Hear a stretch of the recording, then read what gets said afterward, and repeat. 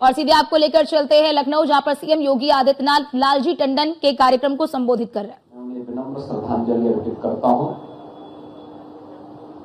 आज के इस कार्यक्रम में उपस्थित उत्तर प्रदेश सरकार में मंत्रिमंडल के मेरे वरिष्ठ सहयोगी, उप मुख्यमंत्री श्री ब्रजेश पाठक जी, प्रदेश सरकार के मंत्री श्री असीम अरुण जी, राज्यसभा के माननीय सदस्य श्री ब्रजलाल जी, महापौर श्रीमती सुषमा खड़गवाल जी, सभी माननीय जनप्रतिनिधिगण, टंडन परिवार से जुड़े हुए श्री सुबोध टंडन जी, अमित टंडन जी और टंडन जी के सभी शुभचिंतक और अनुयायीगण, भारत माता के एक ऐसे सपूत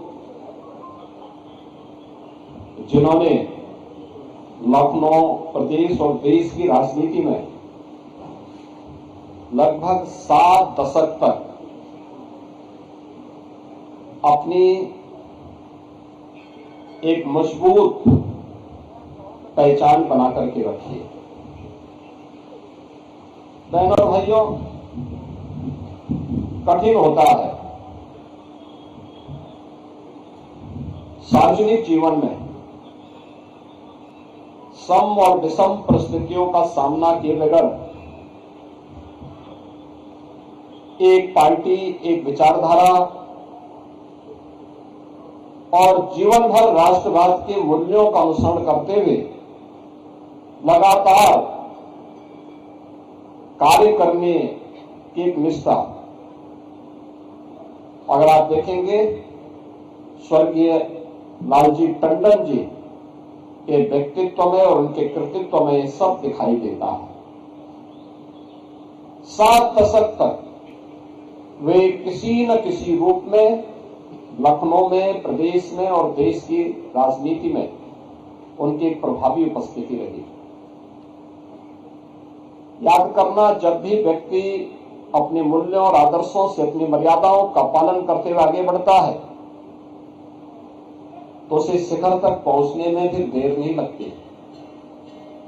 और यही स्वर्गीय लालजी टंडन जी के व्यक्तित्व में हम सबको देखने को मिलता था।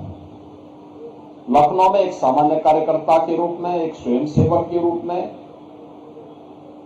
लखनऊ नगर पालिका परिषद और लखनऊ नगर निगम के पार्षद के रूप में, और फिर लखनऊ से विधान परिषद सदस्य और फिर विधायक के रूप में, उत्तर प्रदेश सरकार में मंत्री के रूप में, लखनऊ के लोकप्रिय सांसद के रूप में उनकी सार्वजनिक छवि को, आम जनमानस के साथ उनके संवाद को, हरेक के सुख दुख में सहभागी बनने के उनके जज्बे को सबने देखा है, सबने महसूस किया है। उनके लिए कोई पीड़ित कोई भी हो, किसी भी दल का हो, अगर उनके पास जाता था टंडन जी के लिए, फिर उसके लिए पार्टी की सीमाएं बाधा नहीं बनती थी, उसकी मदद जरूर करते थे। हर पीड़ित की मदद करने के लिए खड़े रहते थे। एक संवेदना उनके मन में दिखती थी, लेकिन अपने मूल्यों और अपने आदर्शों से कभी विचलित न होकर के हर समय दूसरों की मदद के लिए तैयार रहना। और यहाँ के सार्वजनिक जीवन में मंत्री के रूप में, सांसद के रूप में उनकी इस झलक को सभी लोगों ने महसूस किया। और जो झलक उनकी यहाँ पर थी, वही राज्यपाल के रूप में, जब एक संवैधानिक प्रमुख के रूप में किसी राज्य के अंदर वे गए, बिहार के अंदर या राजस्थान के अंदर, दोनों जगह उन्होंने उसी मजबूती के साथ आम जन के साथ एक संवाद बनाने का काम किया था।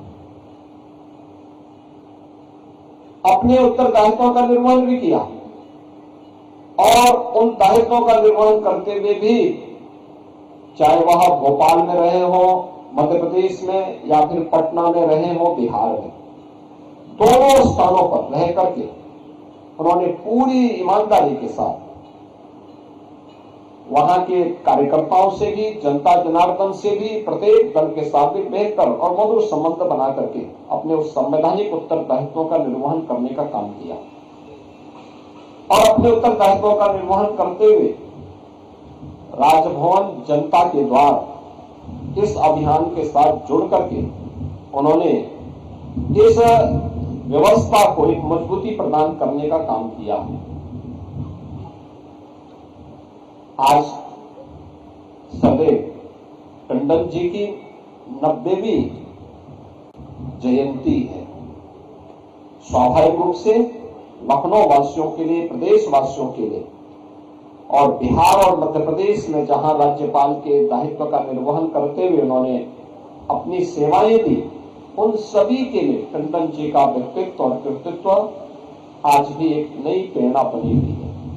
मैं इस अवसर पर जब आज हम उनके 90वीं जयंती के कार्यक्रम में उनका स्मरण कर रहे हैं, उनके स्मृतियों को मैं नमन करता हूं, प्रदेशवासियों की ओर से उन्हें विनम्र श्रद्धांजलि अर्पित करता हूं।